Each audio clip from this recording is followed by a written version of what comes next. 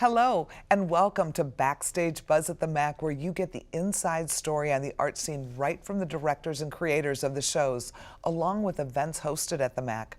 I'm Diana Martinez, and I have an outstanding lineup today.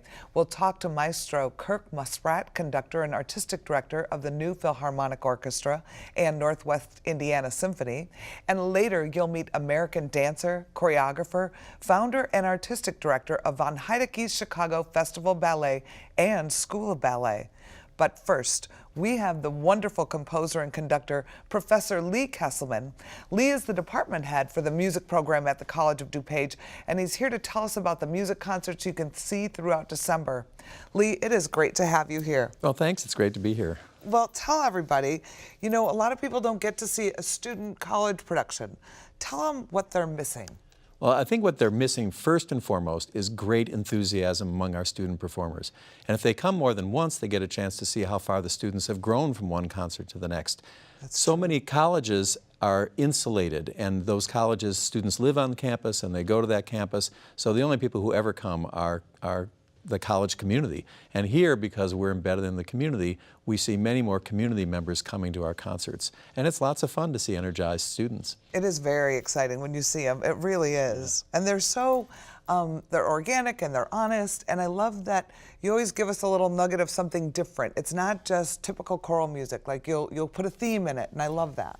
Well, I think it's really important to do music that makes the faculty and the directors enthusiastic as well as the students. If you do the same piece over and over again, we get tired of it, and the students get a sense of that. But for our students, if they're making music at the college level, it's because they've already been tempted by that earlier on, and they've decided they want to sing in a choir or they want to play in a percussion ensemble. So we've got a lot of variety, different kinds of ensembles, and maybe most importantly, we've got a huge variety of students, and they come with a lot of joy. They do. What are some of the highlights coming up in December? Well, all of our groups perform at the end of each semester, so everyone who's making music during the course of the semester will be performing between December 1st and December 15th or so. And that means we've got vocal groups, that would be the concert choir and the chamber singers, our select choral group, as well as the DuPage Chorale, which is a town and gown or community chorus. DuPage Chorale has singers... Town and gown? Town and gown, what does we that call mean? that. That means town, as in community people, right. And gown, as in the academy. Cap and gown. Yes, oh, it's cap and gown, town and gown. So our community chorus has members who are almost 90 years old who are still singing every week, as well as 18 and 19-year-old college students. You got to be doing something right. Well, I think it's a clear indication that music is a huge part of people's lives. It's a passion. It's a passion, and they love doing it, and their lives wouldn't feel complete if they weren't doing it. We have a similar group, the DuPage Community Band, which rehearses the same night we do, so we're all in the same wing of the building together, and they're doing almost all holiday selections. We don't do holiday selections with each group, but the community band almost always does. So lots of favorites and lots of pieces of music that will sound familiar or at least sound like the holidays, and so that's fun too. On the instrumental side, we have lots of jazz going on, the community jazz ensemble that Tom Tallman directs, and small group jazz. There are at least 3 groups going at all times, learning how to improvise, learning how to write their own arrangements. We've got a chamber orchestra that Allison Gaines directs, which plays Handel and Haydn and classics, and every once in a while they do something completely wacky and out of the box. One of our most popular groups is the percussion ensemble that Ben Wallen directs. They're fun. They are so much fun, and people always say, what's a percussion ensemble? They cannot imagine. They'll say, is it like a drum corps, a marching drums? No, it's everything. If you can beat on it, it's in the percussion ensemble. So we've got about 25 students. Some of them are percussion majors, and some of them just like doing it. They're just as likely to come out with a bunch of marimbas and xylophones and play tunes that are arranged as they are to come out with plastic buckets, like the guys across from the Art Institute downtown. And or samba. We have a new samba kit. So they were all doing samba music and dancing at our last concert. Now, something I've heard you say is you can't beat the price, too, well, which a lot of people might not realize. We have some programs that are free, but let's forget about those for a moment. The ones that are ticketed, almost all of our concerts are $6 at the door and $5 in advance. When I say to people, oh yeah, our concerts, you have to pay, and they go, oh, okay, now let's budget, let's see how much this is, and I'll say, if you buy in advance, it's $5. And they say, How much is that?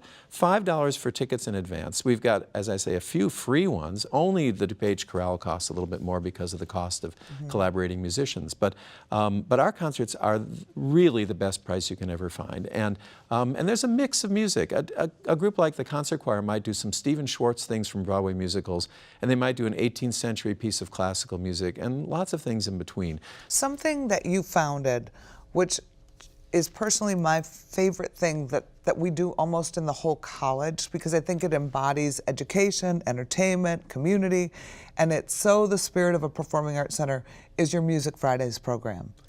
And I mean, you know, you don't get anything extra for doing this, you just do it because you love it. And so does everybody else. And this is a free program, right? Right. On Fridays at noon, right, throughout the semester. And you want to tell everybody about who some of the people they could see are? Sure. You know, we started this because our building was being renovated, which is great. The hall's in great shape, and it's lots of fun to be there. But we were over on West Campus, and people had sort of forgotten we were there, and we thought, we have to up our profile a little bit. We have to make sure that people know that we're still here making music. So we set up this Friday noon performance thing, and we named it Music Fridays at Noon, because as one of our guys said, that way they'll always know when it is. Right. And so it's Music Fridays at Noon. And every week during the regular fall and spring semesters, so about 30 programs a year, we do free music programs for anyone to come to who wants to. We have senior citizen groups that make it a regular part of their lives. We've got faculty and staff who come and eat lunch with us. We've got students. It's for whoever wants to come. And we see it as involving 4 kinds of programs. We have some of our own students performing. We've got 3 or 4 recitals each semester where students perform publicly. We've got some faculty presentations. So if Larry Ward is an ethnomusicologist, he might talk about Native American music. Or if Tom Tallman is a jazz specialist, next semester he's going to do a program on Thelonious Monk at 100 to celebrate the birthday, which is great, and he'll involve a few other performers. There's some talk, there's some playing. Sometimes we've got, next semester we've got someone from Elmhurst College coming to talk about careers in music business. So we've got guests, guest performers, guest lectures, faculty, students, and then the other thing that I'm so proud of is we always try to bring back some of our own music alumni. I was hoping you were going to mention that. Yeah, that's really fun. I'll tell you, it's so exciting to see a few years after they graduate here, see people coming in and doing programs. Brian James did a program last week on blues piano and what it's like to be a blues artist. And this next week, sometime after this taping is actually played, we've got a composer who does electronic music and electroacoustic music who's just finishing his doctorate. And his name is Brian Reardon. Next semester, I know we're going to have Amanda Horvath, who's a singer who's very active in the Chicago theater scene, doing a recital. And Chris Kriz, who's a sound designer and composer in the Chicago theater scene, will be coming and doing a performance and lecture for us. And those are all free. All free. At noon on Fridays. That's right. At the MAC. In the music rooms. That's right. Everybody can come. That's right. And they can just log on to our website at themac.org. There's That's a right. button that says Music Fridays. That's so right. No excuses. Lee, thank you so much for sharing all of your passion with the college. We're really lucky to have you here at College of DuPage. Thanks so much. It's been great to be here, and I don't mean to say that I'm leaving immediately, but it is a great place to make music and to teach and to enjoy the assets this community has. Thank you so much. Thank you. To learn more about the College of DuPage Music Department, go to cod.edu. And for tickets, call 630-942-4000 or check out atthemac.org. Coming up for the holidays, we have a great variety of music, comedy, and classic holiday favorites. And Lewis Black was really excited to hear about one particular show we have coming, and that's comedian Kathleen Madigan for one night only on Saturday, December 3rd at 8 p.m. See what he had to say while he was here performing at the MAC backstage. Hey everyone out there, Kathleen Madigan is coming here to the MAC on December 3rd, so I would get my tickets now. Buy them as Christmas gifts, then you're done, all right? Because it's gonna sell out, and then you're gonna say, why didn't I go? That's how stupid you are, you didn't buy the ticket, you idiot. Go get the ticket now, I'm serious. And if you don't like her, she's gonna give you the money back. I would, but I'm gonna be somewhere else that night. And also coming for the holidays is Winona Judd and the Big Noise Christmas. It's a high-energy show filled with her powerhouse holiday songs and old favorites like Mary Did You Know. Here to talk about the new Philharmonic Orchestra is the maestro himself, Mr. Kirk Muspratt. This is the 40th anniversary of this beloved community favorite. Welcome to the show. Thank you, Diana. Tell me, what makes this orchestra so special? To begin with, it's the only professional orchestra in the western suburbs. I think the players are world-class players, so that's always important, quality. But from what people tell me, it's that we get to know the people in our audience. We have Just Ask Kirk cards that I answer, whether I call you on the phone and say, hello, Diana, you asked me about the bassoon, or whether we do them at intermission, or where I email somebody and say, your daughter wants to know about college and she's a voice major. We have cookies with Kirk afterwards. Which everybody loves. And everybody's getting fat on, but it's okay. It's a way for us all to communicate and have an experience together. And the other component that I just heard about actually this morning, somebody stopped me in the parking lot and said, thank you for helping the kids so much. We have a young person from the community play at intermission on the stage at every single concert. Those are some of the things. You know, I have to say, I never was a huge classical music aficionado until I started working here and going to your shows. And you make classical music accessible, and you make it exciting. And I think that you help bridge this gap for people who are like, I don't know if that's for me. And you develop this really quick appreciation for it and understanding, because I think you like to teach too. I do. I love to teach and just share. I try to think, if I'm a dentist or if I'm a farmer or I'm a teacher, a math teacher, and I come to this concert, why should I know anything about Scheherazade? I've been fixing teeth and fixing cows and doing things all day. And so if somebody can tell me about Rimsky-Korsakov and the exoticism of this piece and the Arabian Nights and the 1001 things that Scheherazade told, then maybe as they listen to it, they appreciate the violin solo more, or it gets in them more. You have a deeper connection to the art and the artist. Yeah. And I think we're all really grateful to you for that. And I think that's why your audience is so dedicated to you. They are dedicated. They're like friends. They are. They're just like friends. And to the whole orchestra, actually. So you must be getting ready for the New Year's Eve Pops concert, everybody's favorite. 3 shows. Yep. Sells 2 out every year. 5:30, 9 o'clock, sold out. Yes. And a blast. Aren't you doing one concert that will be broadcast, correct? Yes. Broadcast, the middle one, the 5:30 one on WFMT. Which is really quite exciting. Yes, and dangerous. Well, people last year were writing in and emailing on social media and texting, we're in Germany listening to the show. We're in Sweden. It was great. I really liked the singer. That was really awesome. It's live all over Chicago. So tell everybody what they could expect if they came to New Year's Eve. Okay, they're going to have fun. We're going to entertain them. We're going to make them cry. We're going to rip a little bit of their hearts out. We're going to have fun. The concert, Diana, sort of starts always like Vienna, Strauss and Lehar and things like that. But this year, by the time you finish the journey, and hopefully it's a really wonderful, glorious, exciting journey, we'll end up with the Cowboys Overture of John Williams. And then I can't tell you about the secret surprises or the videos or the surprise, all those little things that we do also. And we have a great singer. Jesse Donner is from the Ryan Center. And I was thinking about how to describe him. And just before I came on set, I will tell you that when he walks on the stage, you just like him. He's 6'4". He's built like a house. He's gorgeous. He's the next Pavarotti. And tenor, baritone? Tenor. Okay. And when he starts singing, you will not like him anymore. You will fall in love with this guy. He's just, I don't even have to conduct. I could just sit there and do nothing, and the concert would be a success because of him. That's awesome. Thank you. So you're getting ready for that show right now. Yeah. So you pick all the music. I do. What else do you have to do to get ready for a show like this? Well, because you're really writing the show, right? You're doing writing the running the show. order. I actually now, because you're from the theater, you'll appreciate this. I think you will. I actually storyboard the show. I put it out in my front room, and I think, okay, this is 6 minutes long. I need to move it here. I need to shove it there. I need to take it down. I need the lights to be quiet. I need this moment to be the bottom of the roller coaster, those kinds of things. So it's a running order, a storyboard. I love it. Absolutely, yeah. And you want to shoot it down and shoot it up and have everybody crazy, and then the first encore should do something different. And there should be all the textures and the fabrics and the colors of a theater piece, in a way, I think, for the concert. I agree. Yeah, really. So that, and really knowing each piece, because if there are 14 pieces on the concert this year, if there's a 4-minute piece, will it take 6 minutes to rehearse, 7 minutes to rehearse, or 8 minutes to rehearse? And I have to know that. And we'll have 2 hours and 15 minutes to rehearse 14 pieces. Wow. So they're really fantastic musicians.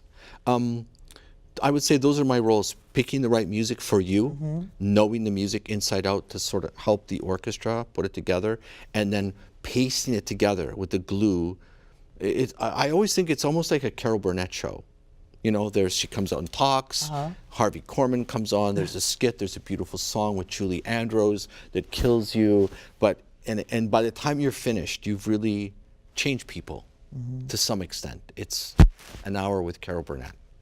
An hour with Kirk. Oh, an hour with Kirk. Okay, there you go. I love that. So after New Year's Eve, you go right into directing an opera. Mikado.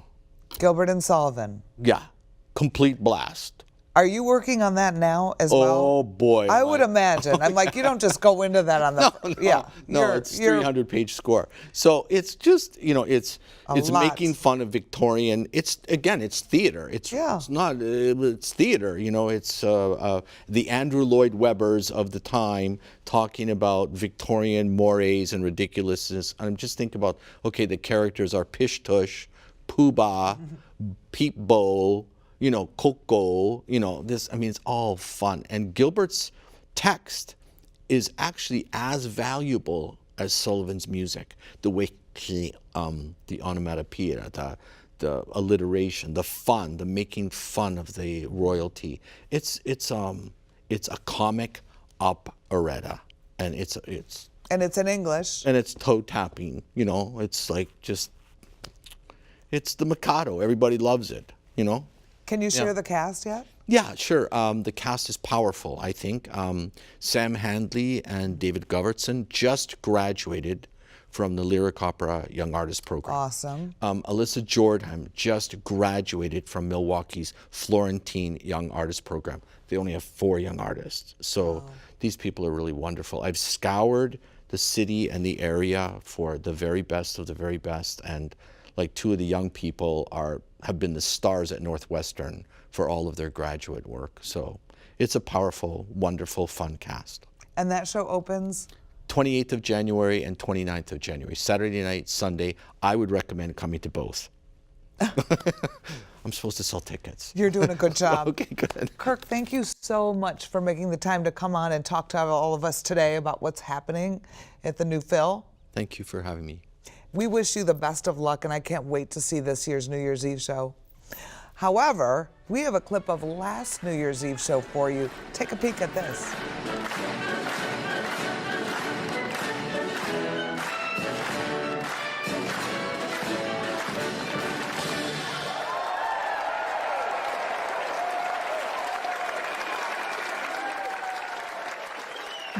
Also here for the holiday season is the Second City, who is back for 2 shows on Saturday, December 10th at 6 p.m. and 9 p.m. with their dysfunctional holiday review show that helps us laugh at the typical holiday stressors we all feel, like office holiday parties, gift giving, and of course, interacting with our awkward families. This is a big seller, so get your tickets early. Fitting right in with our holiday theme, the Nutcracker has been a long-standing McAninch Arts Center favorite, and this time-honored show was presented by the Heidecke Festival Ballet. And here to talk about the show is founder and choreographer Ken von Heidecke.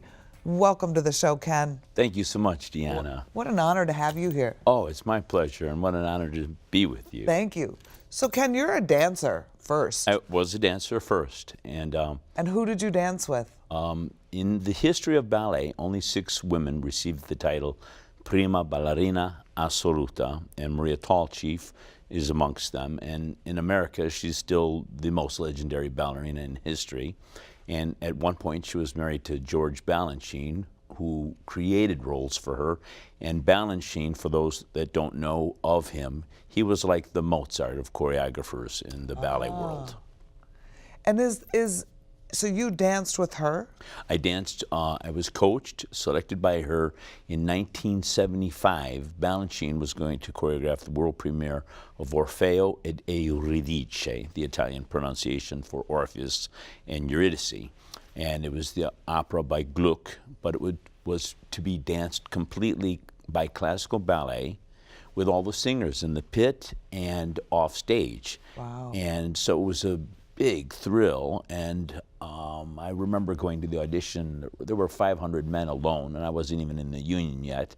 And she held auditions in New York, Dallas, and Los Angeles. And she was only planning to select 2 boys and 3 girls at this particular audition. And I thought, oh, I never have it. And I was just amazed that I was one of the 2 boys she took. One of 2. Yeah. What an honor. So Ken, is your training then more of a classical training? Very classical.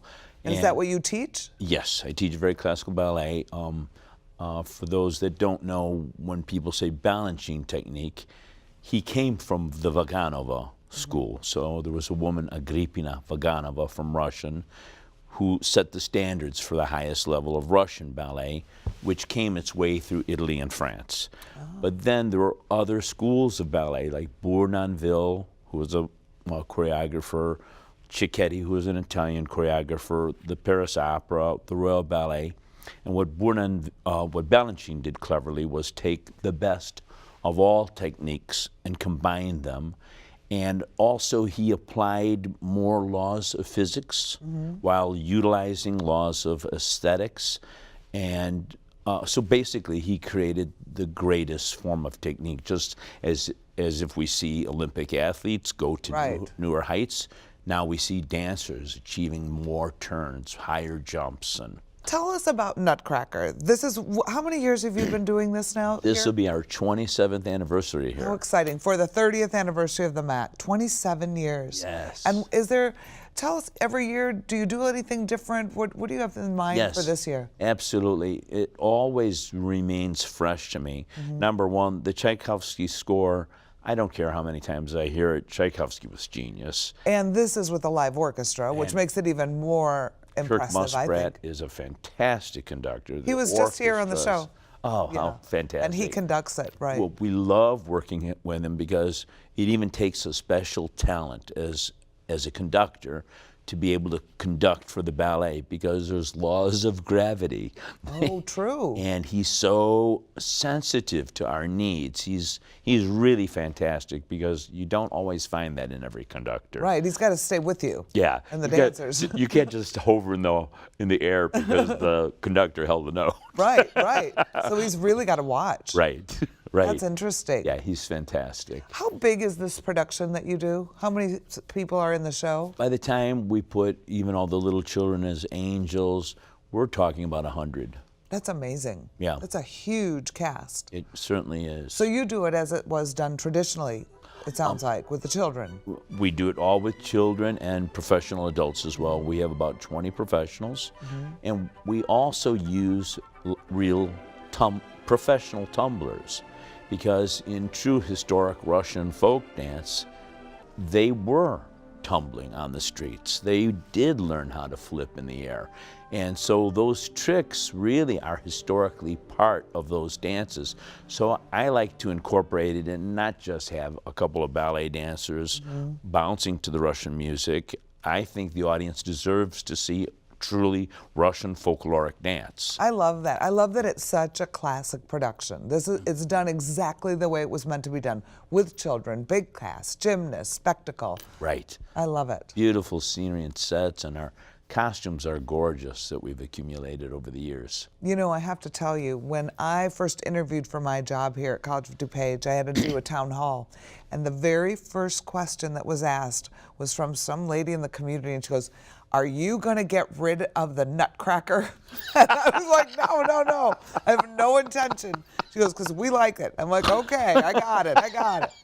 And Wow, you know, that's good. that shows you how much the community loves this show. Oh, that's so wonderful to hear. Yeah. That really is. It's a really great tradition, I think, in the community. It has become a tradition. It's amazing how many people come annually. And I always tell people, you can't beat it. The prices are so much better than the city. And you don't have and to you drive have free downtown. parking, too. And free parking. Yeah, and not that horrible drive. I know. Boy, Yet the we're drive is giving them harder and harder. international stars in all the key roles. Yes, and you know, I think the experience here, because it is traditional, and now from what I understand, they're changing things at Joffrey, they're doing different things at different places. This is going to be one of the few places doing the real traditional classical version. True. Which is really great. So how long do you rehearse this show for? We start in mid-August. Wow.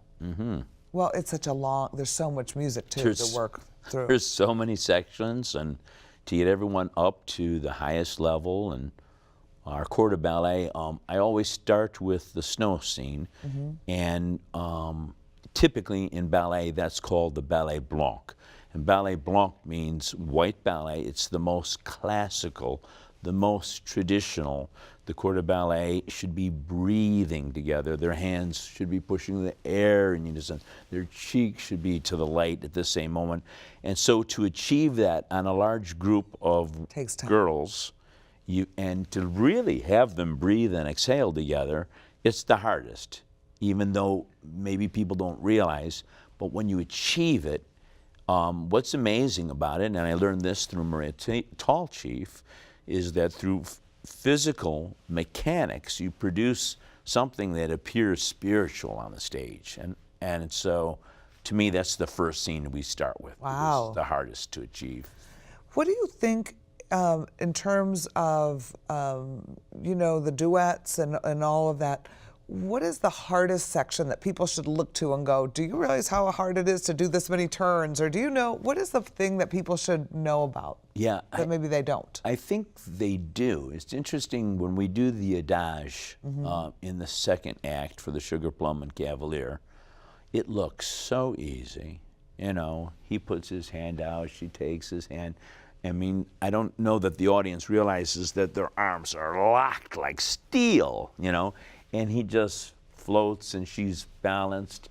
And I think the audiences know it's hard, although I don't think they realize how hard it is. It always reminds me of Walt Disney's Fantasia, and there's the ballet sequence, Dance of the Hours, and it's a comedy. Well, Balanchine was an advisor to it, and there's a crocodile partnering a hippo. And it looks so easy that as he's balancing her, he just takes her by the hand and hits her. And she's so isometrically locked, she keeps turning. And those are really only jokes that someone in the professional world would appreciate, because it's like That's so what it's like? hard. I imagine. And it's even funnier. You know, you probably don't think about this, but I'm out in the lobby, right? So I see the mothers with their children taking pictures and creating memories and creating traditions. And, That's wonderful. and it's a beautiful tradition, I think, to share arts and culture with your family. And when you look back as an adult and you look back on the holidays or certain family memories, it's these sorts of things. You're like, I remember my mom took me every year to see the Nutcracker, or I remember my dad used to sing this song, right? You are so right. We're creating memories. Oh, I could not agree know? more. So thank you so much for all you have done to create so many beautiful memories for all of us. My pleasure, and thank you so much for giving us so much to the community with your wonderful background and your in-touch spirit with the community. I mean, really, this theater is of an international caliber. Thank you.